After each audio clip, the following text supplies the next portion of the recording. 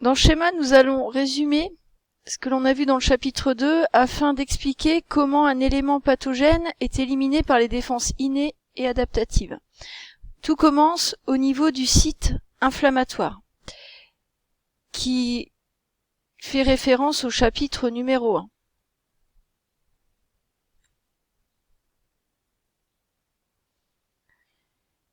Donc, sur le site inflammatoire, il y a arrivée d'un élément pathogène, c'est-à-dire qui va générer une maladie.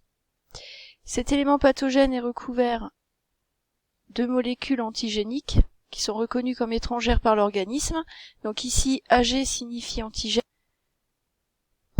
Des phagocytes présents sur le site inflammatoire vont reconnaître l'élément pathogène au niveau de leur récepteur PRR.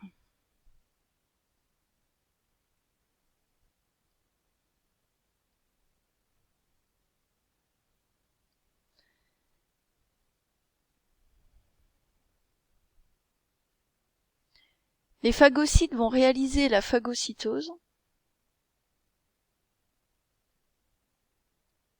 qui est la première étape.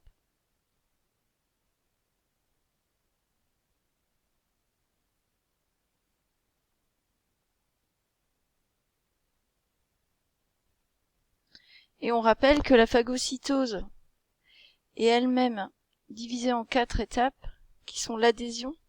Là, comme on voit, le phagocyte, avec ses récepteurs PRR, se fixe à l'élément pathogène. Ensuite, l'ingestion de l'élément pathogène, sa digestion et le rejet des particules à l'extérieur du phagocyte. Alors, on a vu que certains phagocytes sont capables d'exposer les antigènes sur leurs molécules du CMH, et ces phagocytes s'appellent des cellules présentatrices de l'antigène, et ce sont des macrophages ou des cellules dendritiques notamment. On voit donc ici que la cellule présentatrice de l'antigène présente l'antigène sur ces molécules du CMH. Cela constitue la défense innée qui se produit sur le site inflammatoire.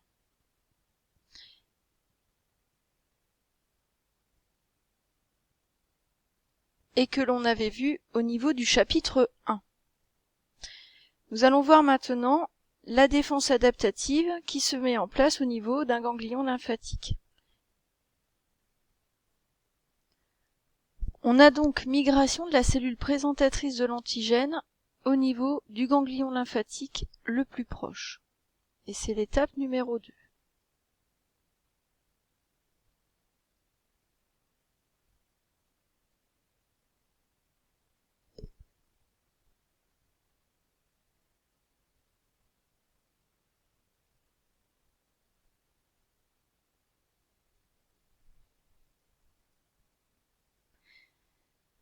Une fois arrivée dans le ganglion lymphatique, la cellule présentatrice de l'antigène présente l'antigène sur ces molécules du CMH. Il y a dans le ganglion lymphatique de nombreux lymphocytes, dont des lymphocytes T4, qu'on appelle aussi lymphocytes TCD4, qui possèdent des récepteurs T qui peuvent reconnaître l'ensemble CMH antigène. Seuls les lymphocytes TCD4 qui vont reconnaître cet antigène-là vont se fixer à la cellule présentatrice de l'antigène.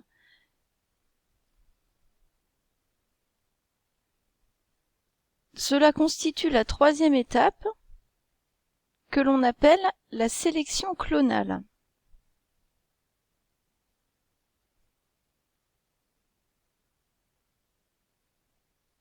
Ça veut dire que seulement les lymphocytes TCD4 qui ont un récepteur T spécifique de cet antigène reconnaissent l'ensemble CMH antigène et se fixent. Donc ces lymphocytes TCD4 sont sélectionnés. Ils vont ensuite produire des molécules que l'on appelle des interleukines 2. Donc plusieurs molécules sont produites, mais les interleukines 2 sont les molécules produites en plus grande quantité, les plus importantes pour ce qui va se passer après.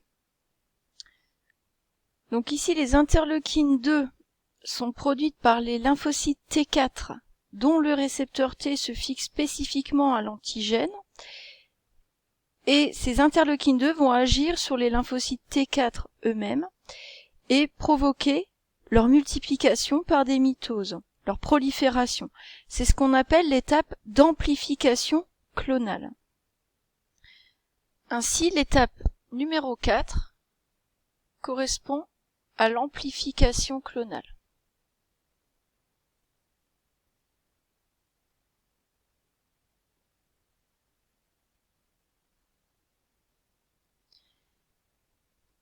Et les cellules ici qui se multiplient sont des LTCD4. Donc ils sont présents en grande quantité et toujours sous l'impact des interleukines 2, les LTCD4 vont se transformer en LT auxiliaires. Et donc cette transformation s'appelle la différenciation.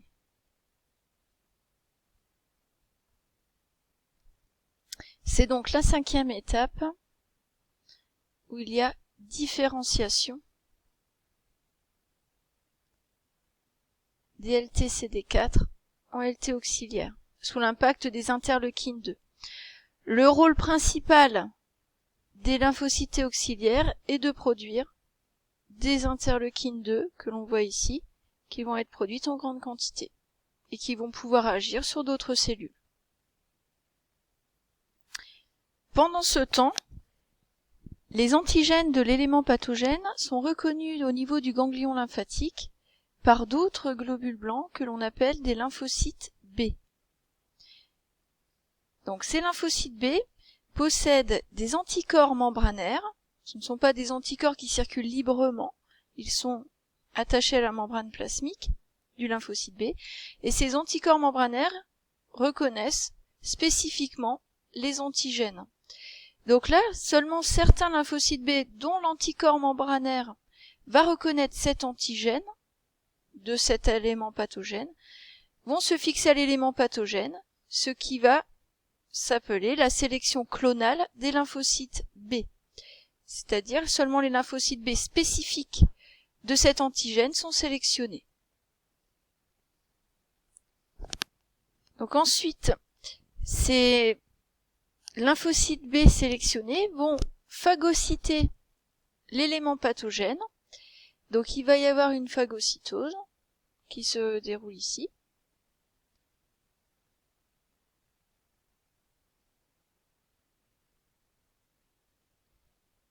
Et les éléments antigéniques vont être présentés sur des molécules du CMH au niveau des lymphocytes B. C'est cette étape-là. Les lymphocytes B qui présentent l'antigène sur leurs molécules de CMH sont reconnus par les lymphocytes T auxiliaires. Donc les lymphocytes T auxiliaires que l'on avait vus à l'étape numéro 5 vont venir se fixer grâce à leur récepteur T sur l'ensemble antigène CMH des lymphocytes B. Donc j'ai noté ici LTA pour lymphocyte T auxiliaire, le récepteur T. Et les lymphocytes T auxiliaires, une fois fixés, vont sécréter des interleukines 2, qu'on peut abréger par IL2, et ces interleukines 2 vont agir sur les lymphocytes B. Et le rôle des interleukines va être de provoquer l'amplification clonale et la différenciation. Donc ici, on a l'étape numéro 6, où il va y avoir la fixation des lymphocytes T auxiliaires sur les lymphocytes B. Donc il y a une reconnaissance entre les deux.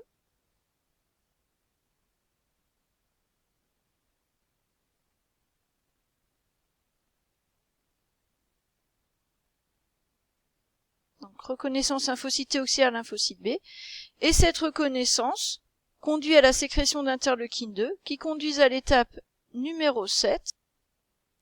Donc étape numéro 7 où il y a l'amplification clonale des lymphocytes B.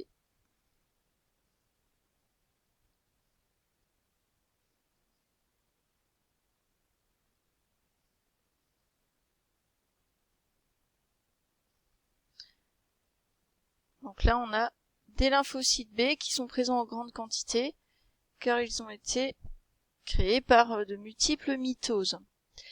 Ensuite, on arrive à l'étape numéro 8, toujours sous l'action des interleukines. Les lymphocytes B se différencient, c'est-à-dire se transforment en plasmocytes. Donc on a différenciation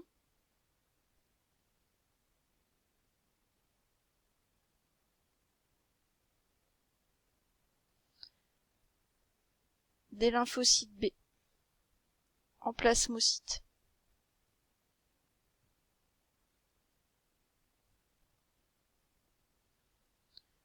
Pour les légendes, ici c'est un plasmocyte.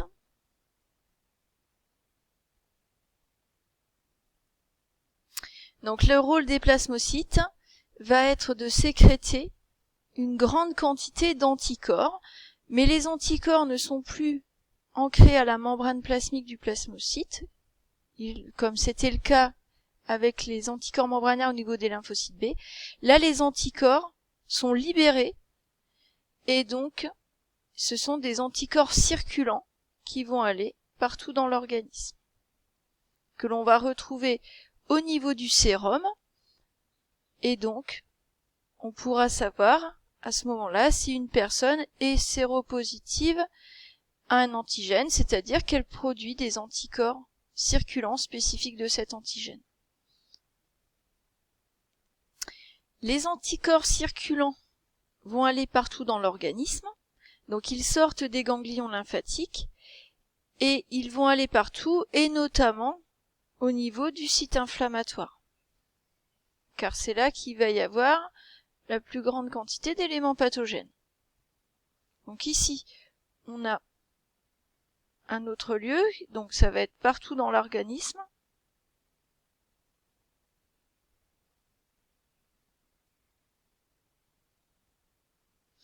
Avec notamment au niveau du site inflammatoire de départ.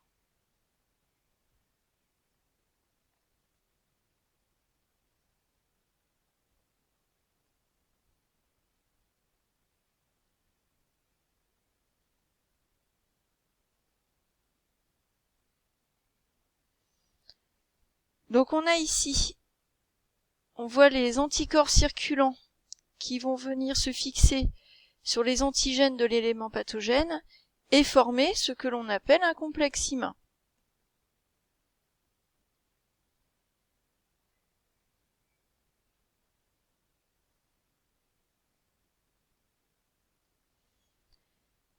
Et donc on avait vu que la base de l'anticorps était reconnue par les phagocytes, et les phagocytes que l'on retrouve sur les sites inflammatoires et qui font partie de la défense innée, eh bien vont pouvoir phagocyter les complexes IMA et se débarrasser des éléments pathogènes de cette manière. Donc ici on a un phagocyte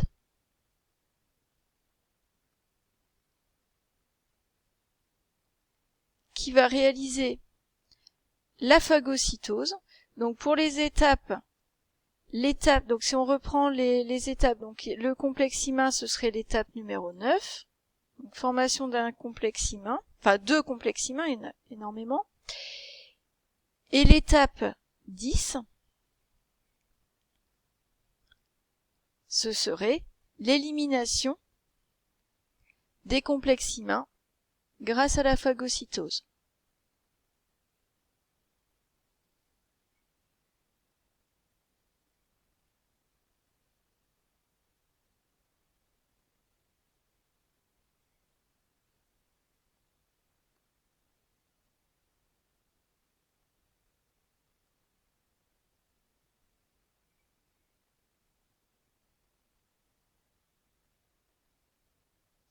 Et ici, on voit bien qu'il y a un lien entre la réponse adaptative, c'est-à-dire la production d'anticorps circulants qui permettent de former des complexes IMA, et un lien avec les phagocytes qui réalisent la phagocytose.